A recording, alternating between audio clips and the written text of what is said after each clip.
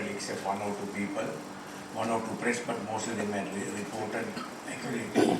The important here is not to take sides. Important here is to write the right thing and the correct thing.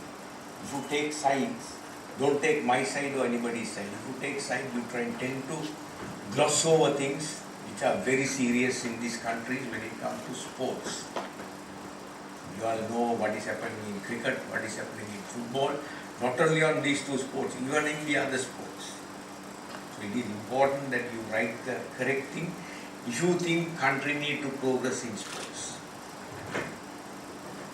So I had never influenced any of the sports editors to write what I want, and always left to them to make their own judgment. Having said that, we had done a lot of work with the gender equity,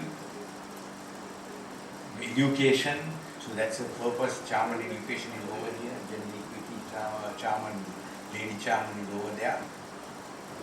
And Shiranta Piris have been involved in many things. So we would like to, of course, there will be a document will be circulated after the meeting. So feel free, I would like each one of them to speak to you for at least 5 minutes so that you will know what have been happening.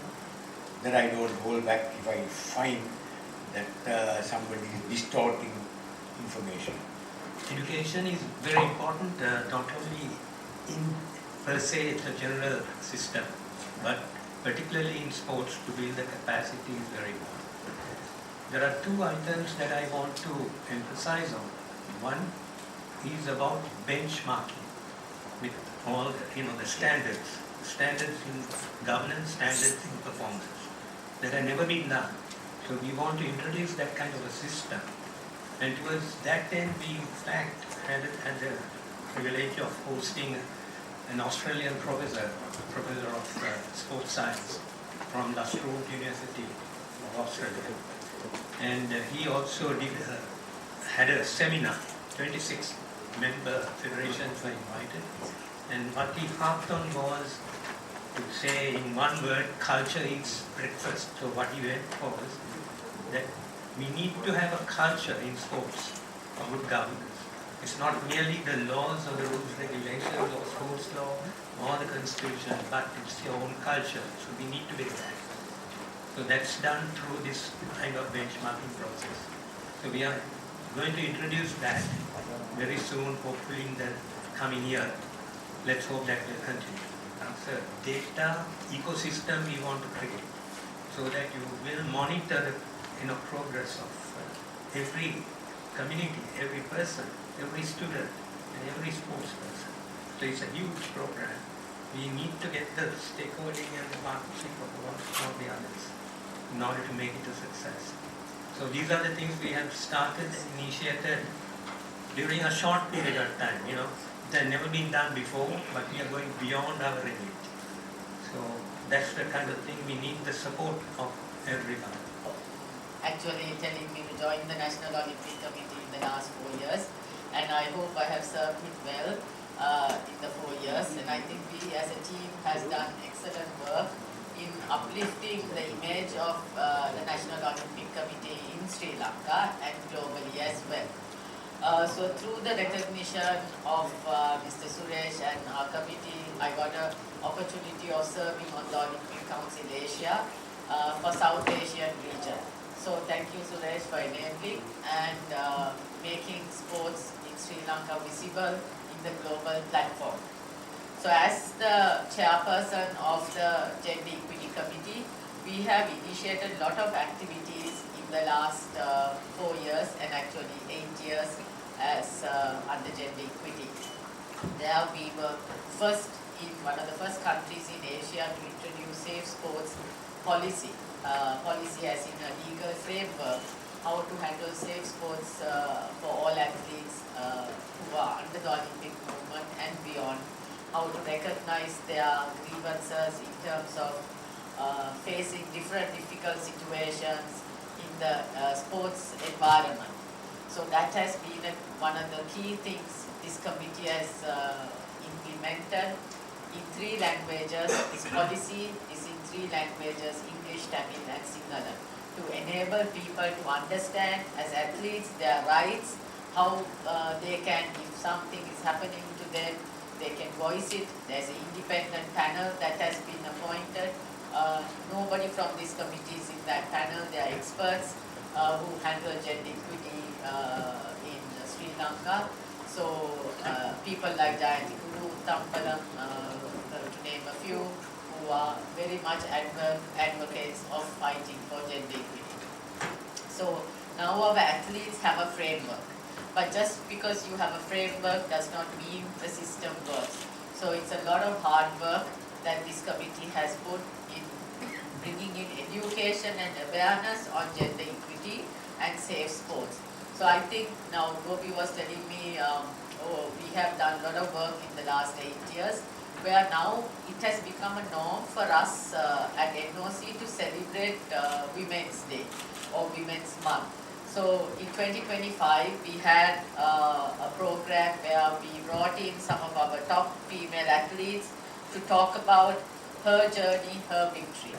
So this is also about sharing your journey to the younger athletes that are coming up to educate themselves and aspire to be what our top athletes are doing now. So it was a great program. Also the Athletes Commission headed by Niluka also came in a big way for this program, and I think our athletes really benefited.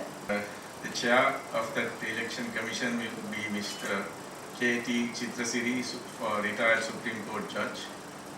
And we have Mr. Harsha Amarasekara, President's Council, and as member, and the other member is Mr. Piyasena Ranasinghe, Attorney at Law. So this we will be sending out the notices as per the constitution of the NOCSL to the respective federations, and the nominations will be called accordingly. And we will, as it progresses, we will keep the media updated on the happenings. So that's with regard to the election. My involvement in sports administration started in 1998, and in 2015 I took over the shooting federation.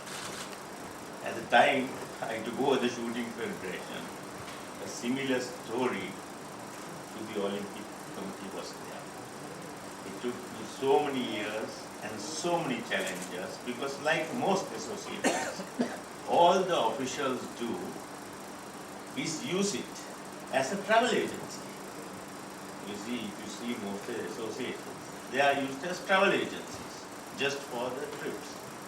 So this we did change. We did change as a result of that. Now we handed over to the next generation, and they are taken over now. And you can see I'm still supporting the federation. And recently, it is the children, the little children, who brought the medals to Sri Lanka. You would have seen that recently. So here, in the Olympic Committee, which I have served under the leadership of Ms. Suresh Subramaniam, maybe at the beginning, I didn't understand what he was trying to do, because I never believed that the pinnacle organization in sports in the country was involved in such huge international scandals. And then when it came to light, and when he began the battle, which he did at the very cost of his own health, right?